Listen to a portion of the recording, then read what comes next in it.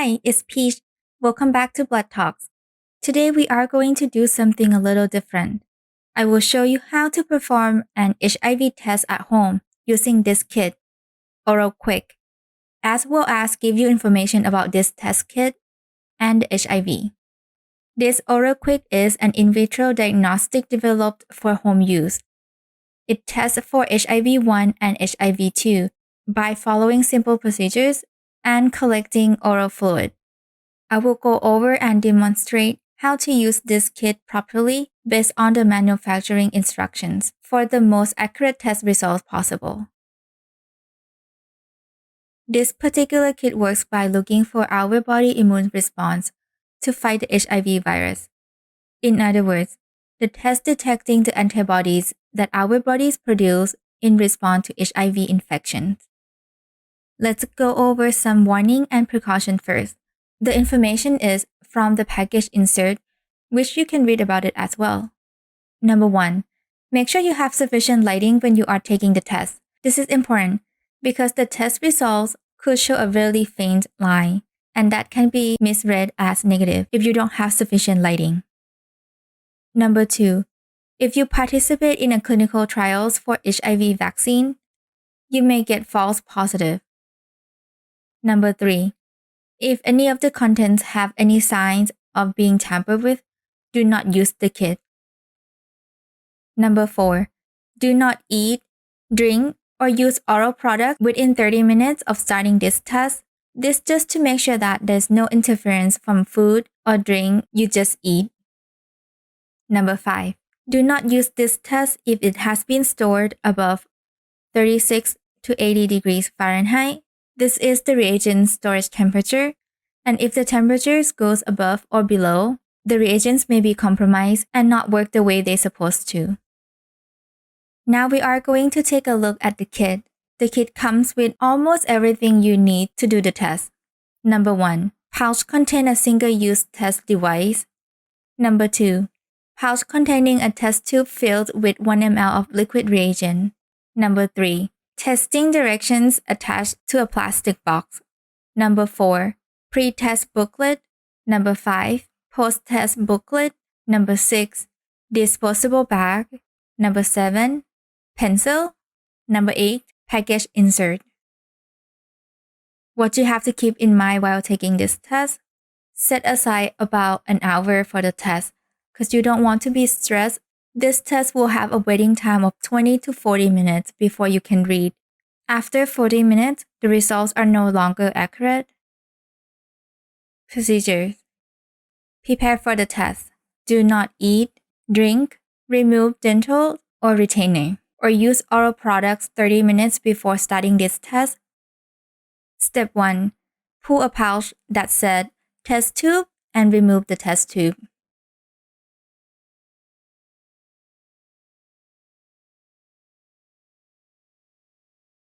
Step 2. Set up the test. Be careful. There is liquid at the bottom of the test tube. By holding the test tube upright, if liquid spills or there's no liquid in the tube, the test will not work. The tube is a pop tube. Do not twist. Put the test tube in the tube holder labeled test tube. Step 3. Open test stick. Pull out the other pouch from the drawer that said test stick. Do not touch the pad with your finger. Step 4. Swipe your gums. Make sure your timer is close by and ready to go. Gently swipe the pad along your upper gums once and then your lower gum once. You may use either side of the pad. Make sure you swipe each gum only once or your results could be wrong. You just want to collect the oral fluid, not the tissues. Use the pad to rub your gums will not help you with the test, but may cause the test to be false positive or false negative, or even invalid due to tissue contamination. Step 5. Drop in and start the timer. Put the test stick directly into the test tube where indicated on the upper portions of the test kit. Start timer. In space to the right, write down the time when you put the test stick into the test tube. This is your start time. Under that, you write down the times 20 minutes from your start time. This is your reading time. Read time is the time your results will be ready to read.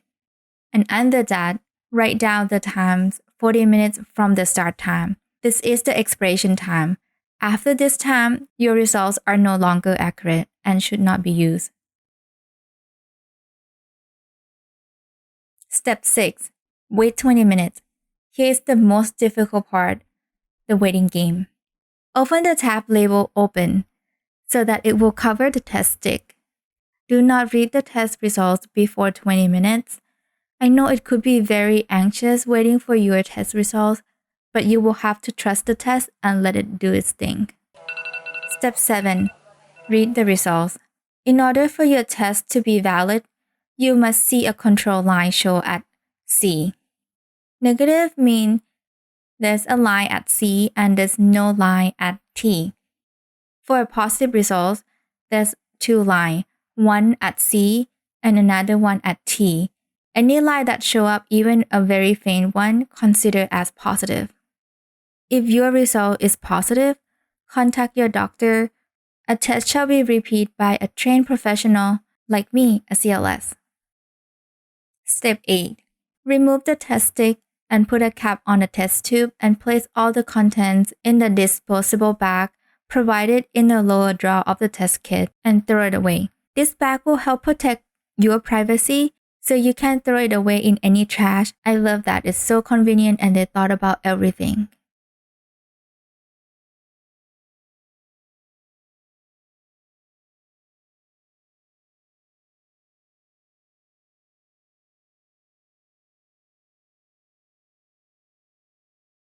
When should I do this test?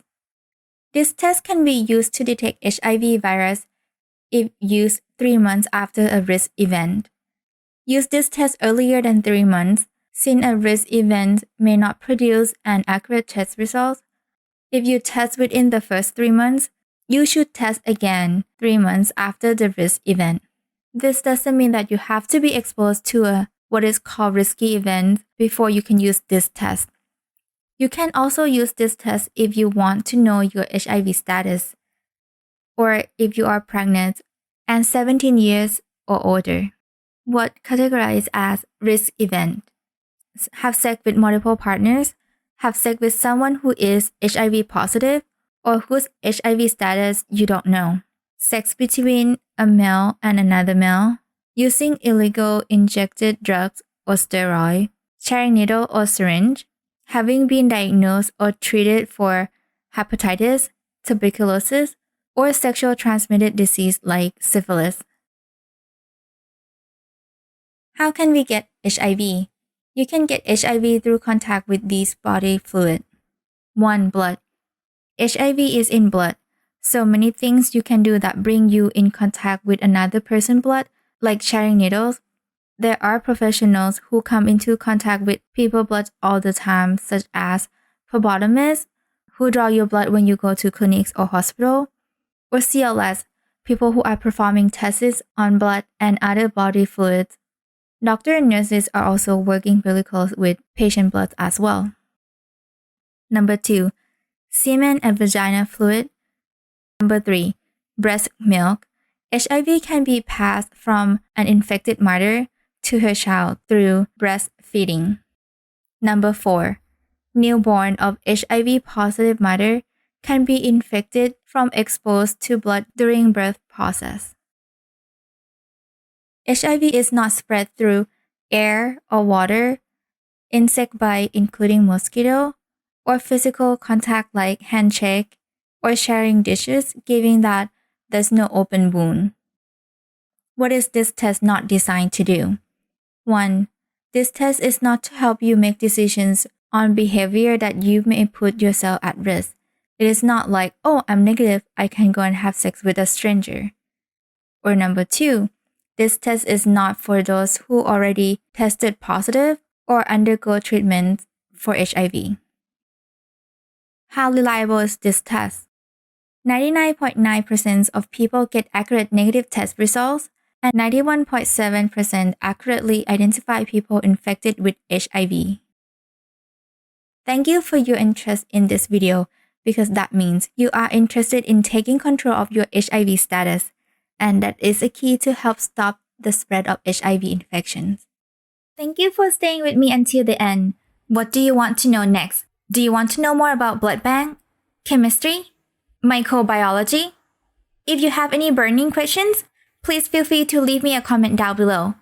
Lastly, if you have not done so, please like, share, subscribe, and click the notification bell. I will see you in the next episode of Blood Talks. And as always, remember, your blood tells you the story of your health. Thanks for watching. Bye!